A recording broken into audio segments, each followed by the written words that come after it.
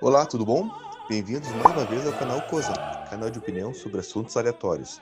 Hoje a gente vai continuar falando sobre o American Compromat, mas agora a gente vai abordar outro artigo, na verdade, que é um pouquinho mais crítico em relação àquele que a gente viu até agora. Nesse outro, do The Guardian, ele expõe algumas fraquezas, algumas características que não são abordadas de maneira tão cética pelo artigo que a gente viu no vídeo anterior. Então, esse é o assunto de hoje, o artigo mais crítico sobre American Compromat, publicado pelo The Guardian. Ah, e outra coisa, não esqueça de comentar, de se inscrever no canal e compartilhar o vídeo. Obrigado mais uma vez e vamos lá. Cosa, canal de opinião sobre assuntos aleatórios.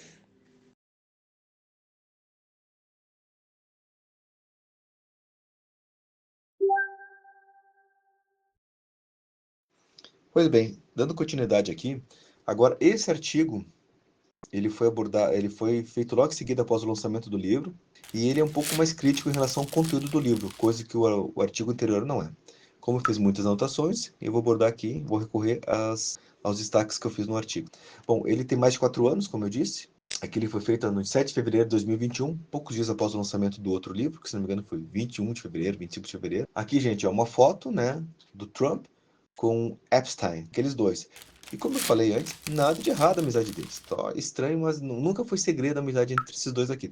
E aqui é a esposa do Trump, e aqui a grande, dependendo da versão, ou namorada, amiga, cúmplice, a Ghislaine Maxwell. Nós vamos falar um pouquinho dela depois. Mas só para ressaltar, esses dois aqui, nunca houve segredo da amizade deles.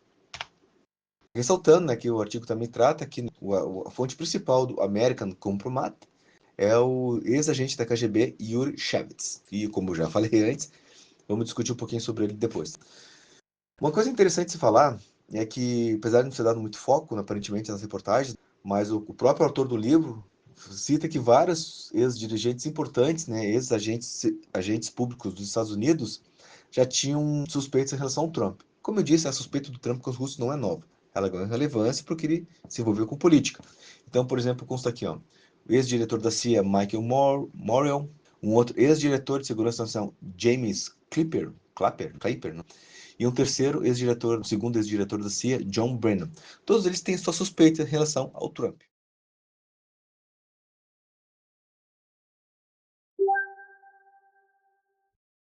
Mas a grande questão que levanta o autor desse artigo, né, sobre o American Compromise, é que muitas dessas coisas que são contadas, por exemplo, aqui nesse caso ele está se referindo àquela compra de televisores pelo Trump, dezenas de coisas que são colocadas no livro não são registradas assim de maneira profunda, não é explicado o significado delas. E também, como eu vou dizer, não são dadas provas a respeito dos acontecimentos. Isso complica um pouco o que é dito. Outra questão que ele fala, por exemplo, é que se cita, grande parte do livro fala do Jeffrey Epstein, e ele tinha uma namorada que era filha de um falecido multibilionário britânico, que era dono de um império de comunicação. Essa menina era Ghislaine Maxwell.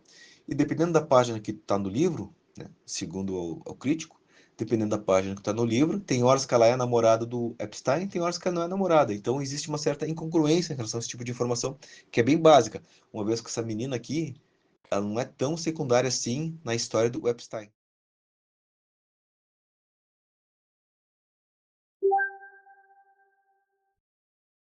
Outra coisa interessante é que, por exemplo, ele cita um caso envolvendo inclusive a própria Ghislaine Maxwell, onde o pai dela, infelizmente, ele cessou a vida dele, né, no iate dele. E na época foi um escândalo, houve uma comoção muito grande, o cara era multibilionário, extremamente conhecido, e sempre houve a suspeita de que poderia não ser uma coisa voluntária, poderia ter a mão de agentes externos na finalização do pai dessa moça, a namorada do Epstein. Aí aqui o autor do livro, olha que interessante, ele fala desse caso e ele é muito impreciso, segundo as próprias palavras do crítico do livro. Por exemplo, aqui, ó, a fonte de Unger, autor do livro, para a fonte do Unger para isso, para o assassinato do pai dessa moça, é típica do livro. Ele escreve: de acordo com Sunday Age em Melbourne, Austrália, em 2 de novembro, uma fonte não identificada próxima, olha que conveniente, uma fonte não identificada, né? Uma fonte não identificada próxima ao gabinete israelense disse ao Hershey que Maxwell seria eliminado em breve. Ou seja, está falando a respeito que iriam eliminar o pai dessa menina, Mas para isso ele usa uma fonte não identificada e cita um cara aqui, um tal de Hirsch, que nós vamos falar dele agora. O que é interessante? O autor desse artigo, ele diz que não encontrou em nenhum local afirmações de comprometimento de trabalho do Hirsch com o autor do livro. Então o que ele fez? Ele pegou o telefone e ligou para o cara, que é o tal do Samuel Hirsch, segundo consta aqui, um baita do jornalista investigativo. O autor desse artigo aqui, ele está no The Guardian, ligou para lá, falou com o rapaz, conversou com ele, e ele disse: Olha, eu não lembro de ter sido contratado para isso, e vamos combinar também que se eu tivesse sido, né, é meio incongruente isso, porque quando as pessoas vão eliminar as outras, elas não saem comentando por aí. Essas coisas meio que são mantidas com segredo, vamos dizer assim. Essas foram as palavras. Ou seja, é importante dizer então que o autor do livro citou um famoso investigador, e o cara disse que, olha, não tive contato, não recebi essa informação. Vocês entendem que esse tipo de coisa compromete, começa a comprometer e a minar uma credibilidade? Infelizmente, pessoal. E continua o autor do artigo sobre o livro, né? Que são muitas e muitas histórias, e muitas delas são estranhas, absurdas, e tem muita acusação picante, né? E as pessoas sempre são atraídas por questões sexuais, né? E muitas delas são, o próprio jargão do livro, boas demais para serem verificadas. Então, quer dizer, é muito boa, mas vai provar que é verdade, né? Fica muito aquela história, né? Muito não. Disse que me disse, não tem prova, fica por isso mesmo. E o cara colocou no livro.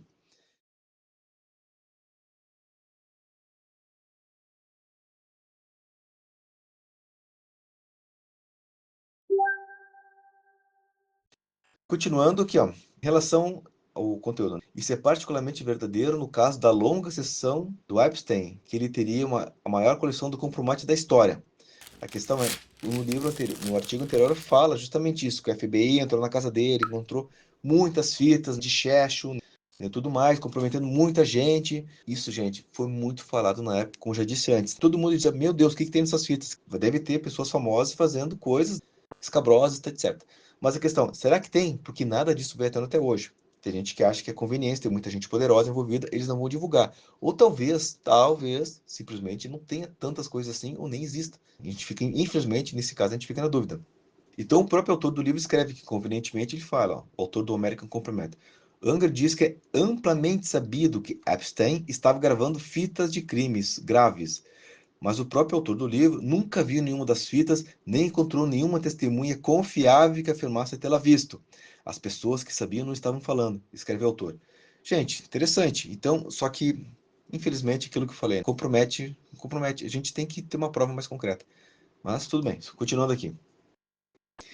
E eu já devo ter dito que se dizia que o Epstein tinha uma longa lista de pessoas envolvidas nessas fitas. Então se acreditava-se que era muita gente, muita gente. Eu me lembro que citava o nome na época do Trump, do Clinton, de muitas pessoas assim, né, estrelas do rock, etc. Mas é interessante que se tu pegar a lista e for olhar, tem gente que simplesmente não tem um nexo, como por exemplo, a própria rainha Elizabeth. O que a rainha Elizabeth estaria fazendo em fitas de Churchill gravado pelo Epstein? Não faz sentido, né? Então, no final das contas, o autor do livro lança essa curiosidade e no final ele admite que, bom, tu tá na lista de contatos do Epstein, não significa nada. Quer dizer, pode ser, pode não ser, talvez só estivesse lá porque faz parte da lista de contatos dele, de uma pessoa que cultiva uma rede de poder e não tem nenhum problema nisso. Ou seja, né, meio frustrante para quem espera alguma coisa um pouco mais concreta. Mas, continuando aqui, então, a conclusão do autor é a seguinte: o livro é interessante, tem muitos detalhes que tu faz questão de ler, tu faz questão de ir atrás, mas infelizmente quase nada é investigado, sabe? Então fica muita coisa, são informações, muitas informações largadas, quase sem nenhum comprometimento. Então, no final das contas, para quem quer um livro que realmente comprometa, acaba sendo um livro, como nas próprias palavras do autor do artigo, insatisfatório. Concordo, interessante, mas se a gente quer buscar provas que acusem definitivamente o nosso laranjão, acaba sendo insatisfatório, como disse o rapaz aqui, porque, né, provas mesmos não há.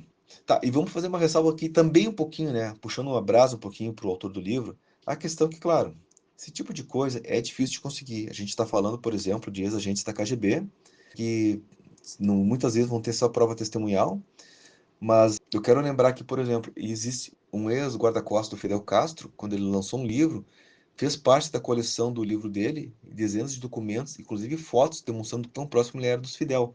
Ou seja, por mais que eu não tenha prova, alguma coisa eles teriam que ter de mais sólida para apresentar, para aumentar a credibilidade do livro, tá bom?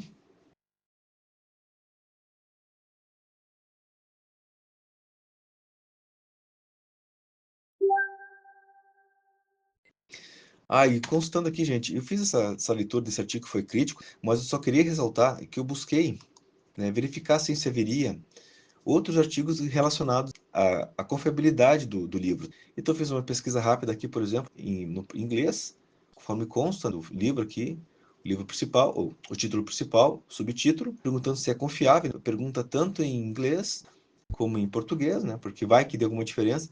E, pessoal, acabei não encontrando praticamente nada, tá? Não tem, assim, grandes confirmações. Então, infelizmente, inclusive, se alguém tivesse alguma análise mais crítica do livro, para bem ou para mal, se quiser mandar nos links, eu agradeceria. Mas de informação crítica sobre o livro, é isso que eu tenho para falar no momento.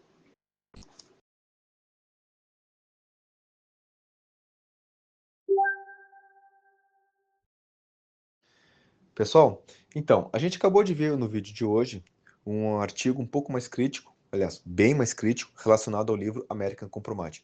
Ao contrário do artigo do vídeo anterior, onde era bem elogioso, detalhava questões picantes, detalhes escabrosos, coisas assim que pouco republicanas relacionadas ao Trump e os amigos dele, nesse livro a gente viu um autor onde ele é mais cético, ele aponta falhas relacionadas ao livro. E isso é interessante de ter os dois lados, tanto o lado que elogia como o lado crítico, e cabe a nós ler o livro tirando suas próprias opiniões, certo? No próximo vídeo, a gente vai falar um pouco das testemunhas e pessoas que deram origem a essa celeuma do Agente Krasnov, tanto relacionado ao próprio livro American Compromise, como, por exemplo, fazendo simples postagem em redes sociais, certo? Muito obrigado por ter ficado até aqui. Não se esqueça de compartilhar, dar opiniões e dar um like no vídeo. E até o próximo. Obrigado, até mais. Se inscreva no canal, curta, comente e compartilhe. Tá bom?